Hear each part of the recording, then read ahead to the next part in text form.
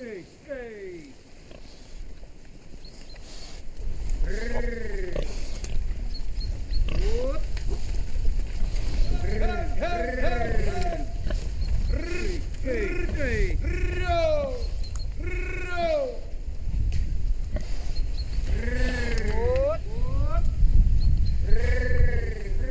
cerdo ibérico qué es? What is the Iberian pig? Well, it's a marvel, and no one knows who invented it. It's a machine. A machine for making healthy meat. It's a machine for processing the Earth's products. And what's more, those who have the pleasure of consuming it are delighted by its incredible flavor. It's perfection. It is the reason that 3 million hectares of Spanish soil have been kept just as they were when our ancestors lived here 2,000 years ago. This is not something new. It has been around for many, many years.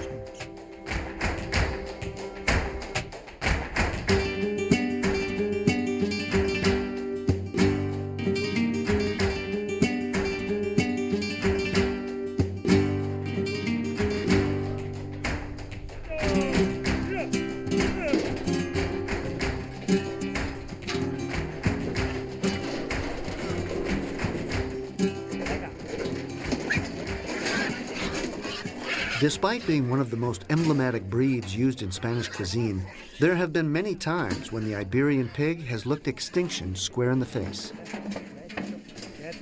In the late 1980s, the porcine plague ravaged the entire southwestern Iberian Peninsula. I know lots of people who lost everything. They went from 500,000 females to 5,000, and we're talking about 30 years. This is a quantity that the European Union currently considers to be half of the minimum that any species must number in order to be considered in danger of extinction. So back then, the European Union would undoubtedly have considered that the Iberian pig was extinct. The animals were not at rock bottom. No, it was much worse than that.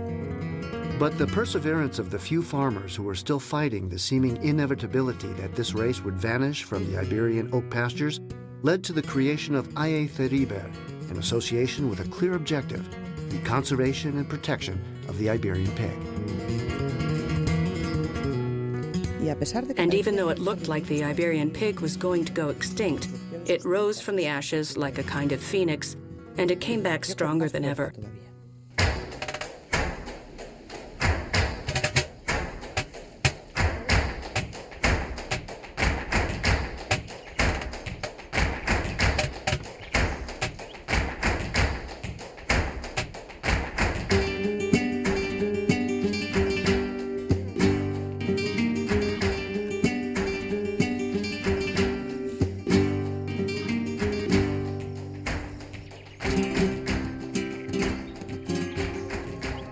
The porcine plague may have been defeated, but today our Iberian pig is facing a new enemy. The proliferation of counterfeiters and disloyal competition have resulted in a fragile and unstable economic situation. Just like the plague did in its day, the battle for the term Iberian ham has once again placed the Iberian breed on the brink of extinction. I think in general consumers are not very well informed. When you cross a male donkey with a horse, or a female donkey with a horse, what you get is a mule. They don't call it a horse. I have a horse. No, actually, sir, what you have is a mule. Well, here, when you cross an Iberian pig with another animal that is not an Iberian pig, it's called an Iberian crossbreed, which is what it has always been traditionally called in the sector. But now the label reads Iberian ham. And the names are almost the same. One is called pure acorn-fed Iberian cured ham, and the other is called Iberian ham. And when someone buys a ham, they say, I bought an amazing Iberian ham. But hey, both last names are missing, acorn-fed and pure. In the end, lots of times there's advertising for the company, and what a coincidence. You always see these fantastic pigs, pure Iberian pigs, grazing in oak pastures, eating acorns. Well, if that's not the truth, if that product isn't pure Iberian or free range, or anything like that, well, sir, that's called false advertising. So that's why we have to fight, come hell or high water, against these mega producers. Outfits that are able to work any place in the world, that have nothing whatsoever to do with the traditional sector of Iberian ham, nothing to do with, say, the skill involved in raising a pig and producing a ham. What if I could talk with a powerful government figure? I'd take him on a walk through the countryside, and I'd show him how we raise purebred Iberian pigs. I wouldn't have to say anything else. He'd see everything in just one morning. Less than that, in an hour. A moment, one walk, one little talk, and a serving of ham at the end.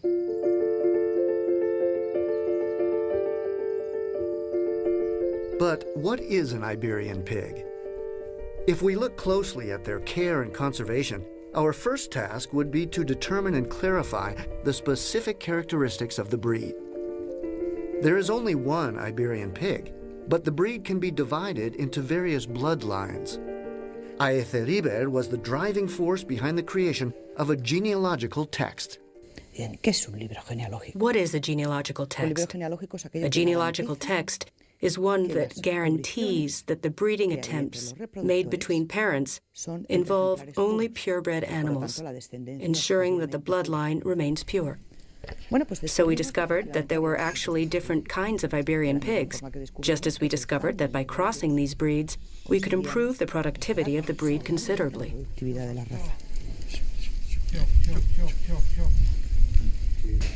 There are 3 breeds that are in danger of extinction. The Negro Lampiño, whose name says it all. Lampiño means hairless. How can you identify this breed?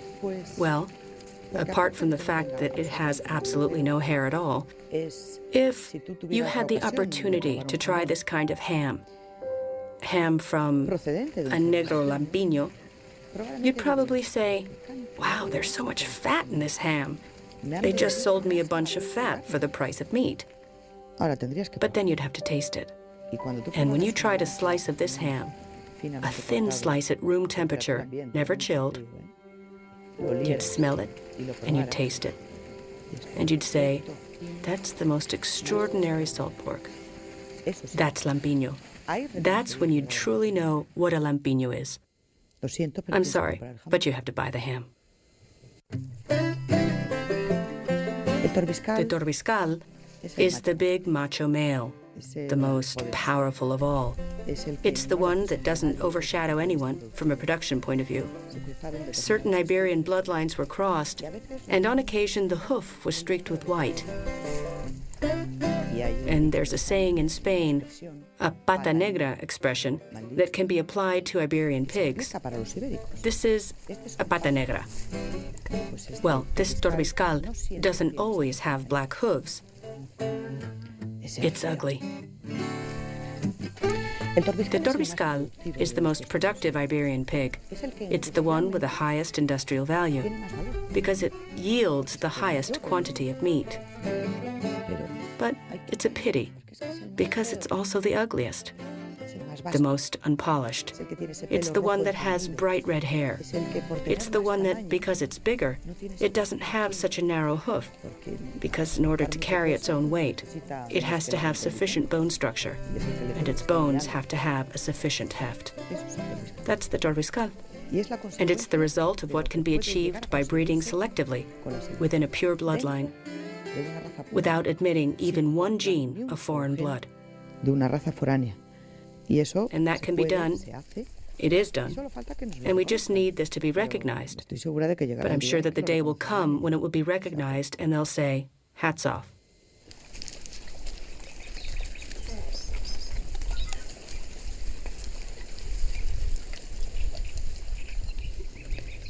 Finally, the Manchado de Jabugo, which is a very small stronghold in the province of Huelva. It comes from a cross of other bloodlines that existed in their day in that setting, and it's unique because it has spots. No other Iberian pig has spots. There are reasons that each of these breeds is in danger of extinction, but essentially, it's because there's practically no demand for any of them. In the Guadiana region, the Lampiño del Guadiana used to exist. They were like bathtub plugs, tiny, chubby, greasy. They were hardy like all Iberian pigs, but with very limited growth. And the father of José Luis Sánchez Pinilla had a thought. What if we were to cross a retinto with a lampiño? And he created the entrepelado. And he created what is probably the loveliest of the Iberian pigs, conserving an extraordinary fineness of limb with very little hair, an incredibly long snout, and a quality of meat that was a mix between the retinto and the excellence of the lampiño. That's the entrepelado. It's the genius of the father of José Luis Sánchez Pinilla. It's as simple as that. I remember my father spending hours and hours, and I did the same thing. Just watching. Watching. You can learn a huge amount doing that.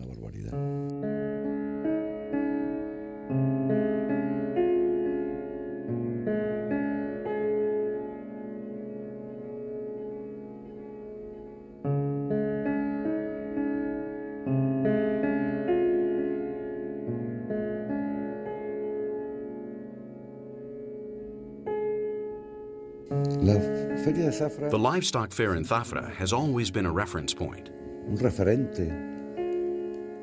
Herds of pigs would come from all over the southwest. They came on foot.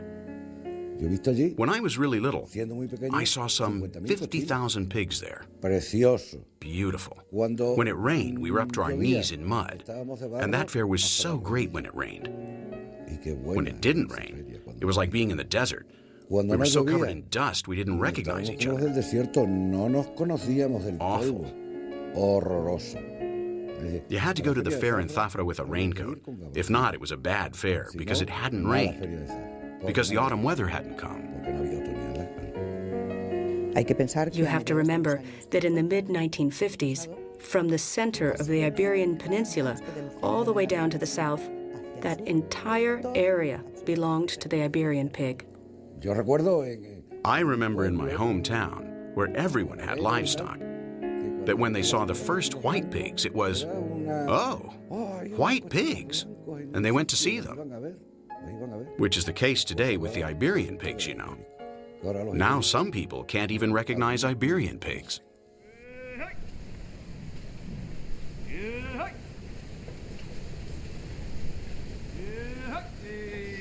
The retinto is the most numerous group. The retinto is the Iberian pig par excellence, the perfect variety for all kinds of terrain, farms, handling. With regards to levels of production, it's just a bit below the Torbiscal, but way above the other varieties, above the lampiño, and above the entrepelado. And it is reasonably productive. But in addition, it is able to hold on to an optimum level of quality. So any outfit that wants to maintain productivity levels within reasonable limits will probably work with the retinto.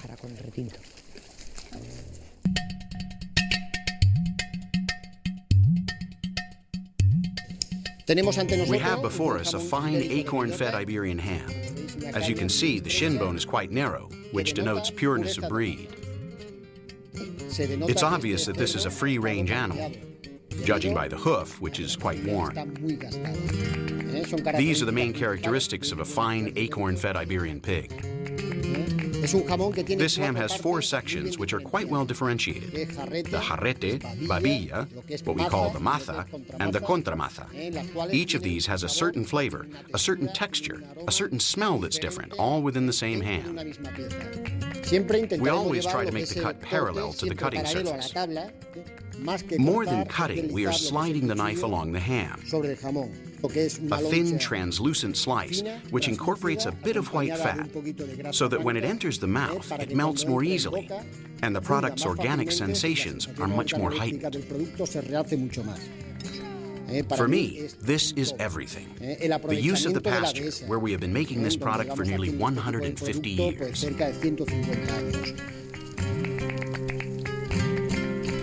This is the bastion of Spanish cuisine.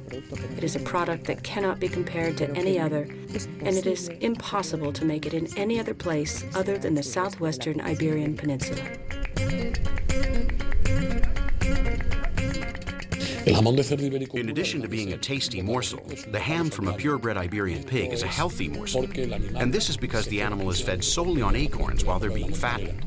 The animal begins to eat acorns when it's 14 months old and weighs about 90 kilos. And 4 months later, it's 18 months old and weighs 160 kilos. Throughout this time, it feeds almost exclusively on acorns and grazes freely. For me, the mata is the part that feels the best in the mouth, that smells the best. When tasting, we take a slice, and the first thing we do is smell it. Already it shows us a range of sensations, of magnificent aromas. Secondly, we take the part which is white fat and we squeeze it with our fingers, finding its melting point. We see it melt between our fingers. In the mouth, we see that it melts quite easily. It gives off sensations. The flavor remains unchanged once you've eaten it, after you've swallowed, but the flavor lingers. The final product must be rich in omega-3, in omega-6, and omega-9. It's heart healthy. It's a powerful antioxidant. It has a low percentage of salt, and it makes up part of the Mediterranean diet. Our process begins in the countryside. First, we practice genetic selection with our animals, including not only our boars, but our reproducing females, in order to ensure piglets that have the purest bloodline possible. Well, what we handle is the slaughtering process, the quartering. We carve out the lean meat, some of which is for immediate consumption, and some of which will be cured. In the case of cured ham, what we would do is make a cut through the fat. Then later we would salt it and keep it at a temperature of 3 degrees Celsius with 90 to 91% humidity. And finally, we would start the curing process, which is done naturally in the curing room. There is a critical point, which is the moment of the tasting. This is when the master ham curer tastes each of our hams one by one, in order to see if the ham is developed adequately, and to make sure it is in perfect shape before sending it to the final consumer. So what should consumers do? First, they should read the labels on the products they are buying. I'm talking about ham here, the front leg, the loin, and fresh meats. They should look for information on the product's breed of origin, which according to the current law would be pure Iberian ham or Iberian ham. That's actually wrong, but it is what it is. It might be bellota, recebo, cebo de campo, or cebo. These are the 4 categories that tell us how the pig was fed. An acorn-fed pig is one that spends the last 4 months of its life grazing and feeding exclusively on acorns. If for some reason the pig does not fatten adequately, it is legal, in the category of recebo, to supplement its diet with fodder. Extremadura is made up of more than 1,200 companies with different types of livestock practices. From those that focus more on extensive traditional methods for raising their herds, where they must provide up to 2 hectares of open land for each pig, to those producers that use a more intensive method, raising their animals in barns where they are given only feed.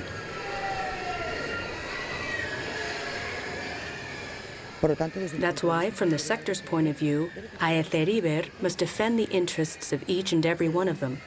And they will do this keeping in mind the best interests of the group, but putting each one in its place, without allowing them to be pushed around or taken advantage of when it comes to using certain terms like Iberian ham to designate production models that have little or nothing to do with the traditional sector.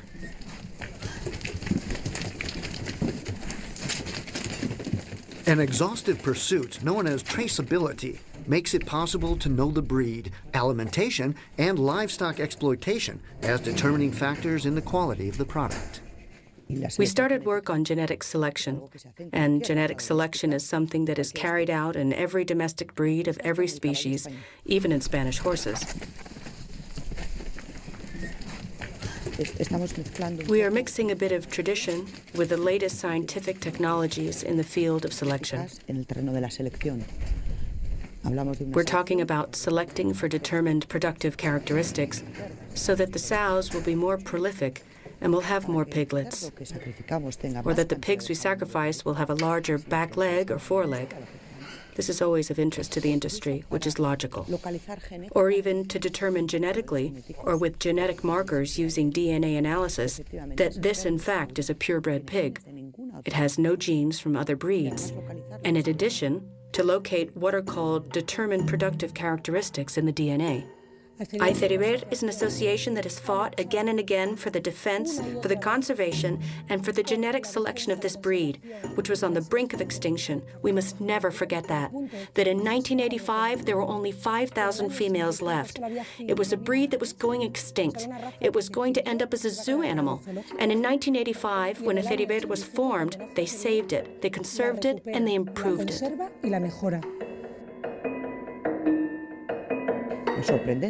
The amazing thing is that these farmers are willing to work with something as complex, something that requires as many resources as genetic selection. It means an extraordinary amount of labor. It means dedication. It means updating. It means using informational systems. We have to remember that the world of the Iberian pig is the oak forest, the land, where you write in a notebook with a pencil.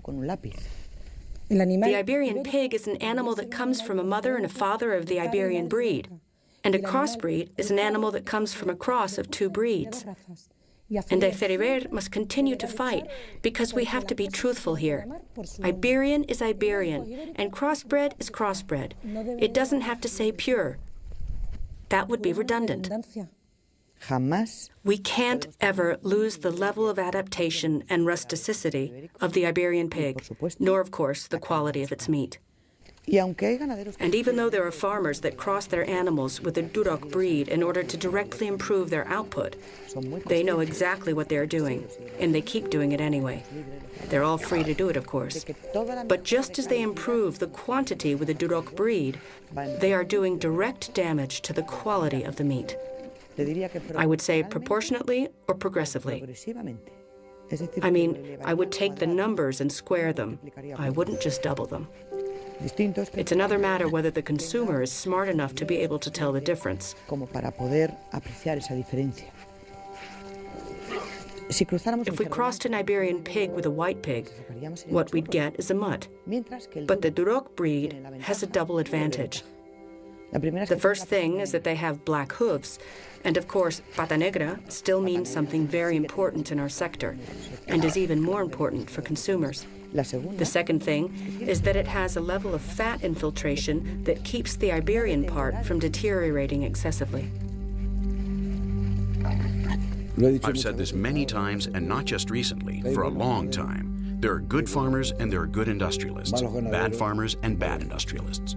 Put the thing you're interested in the birthing stall. Duroc, stud. No. Give me a purebred. I think there's a lack of control on the part of the Spanish authorities. They're the ones who have the quote-unquote absolute monopoly of the Iberian pig. The interests are huge. The strongest of these are the smooth operators. And if you want to understand, then you understand. If the Iberian pig vanishes from the oak groves, and in the situation we're in, if there's no alternative, the oak groves could easily be abandoned. And this is an ecosystem which is unique in all the world.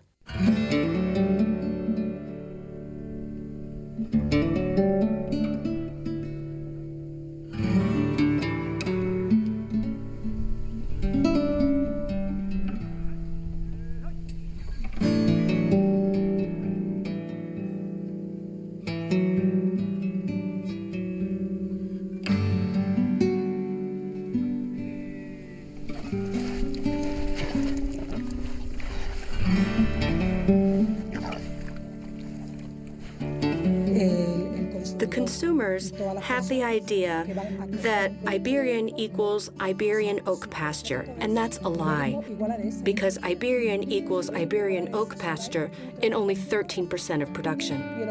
The other 87% of the production is not linked to the Iberian pig's natural habitat, which is the Iberian oak pasture.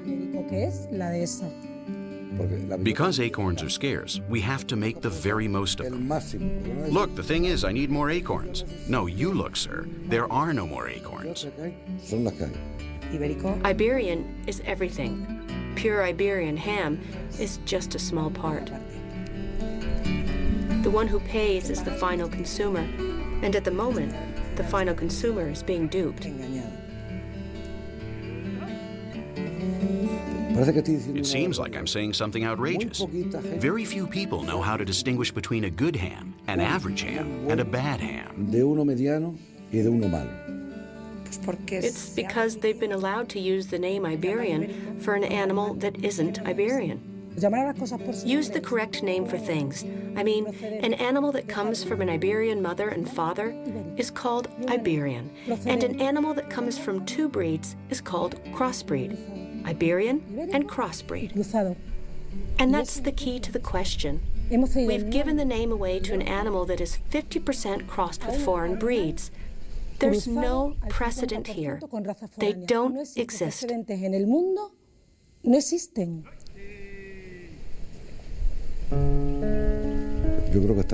I think we're looking at a time when we'll probably have to give up the business, the hobby, the pigs, the acorn pastures and everything. Because we're in a situation that is very serious, very bad.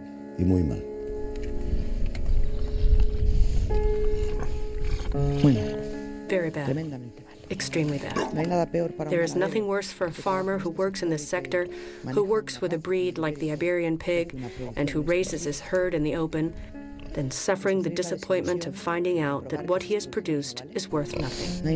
There is nothing worse than seeing that the government has no reasonable response to your claims. What business can survive 3 years of losses? This one and others like this one. But we're eating up the assets left to us by our grandparents, our great-grandparents, our parents, and our own work. No one likes to be pursued by the voice of their conscience at all hours. And they're trying to avoid the issue. And they're trying to marginalize us. They're even trying to buy us. This association has never sold out to anyone, ever. We always learn from history. And what our grandparents and great-grandparents did, they did for a reason. I have grandchildren now.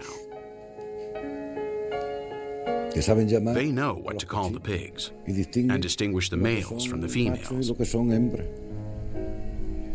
And I don't know whether to tell them to continue this knowledge. Well, it's first, it's an 8-year-old dream, 8 or 9 now.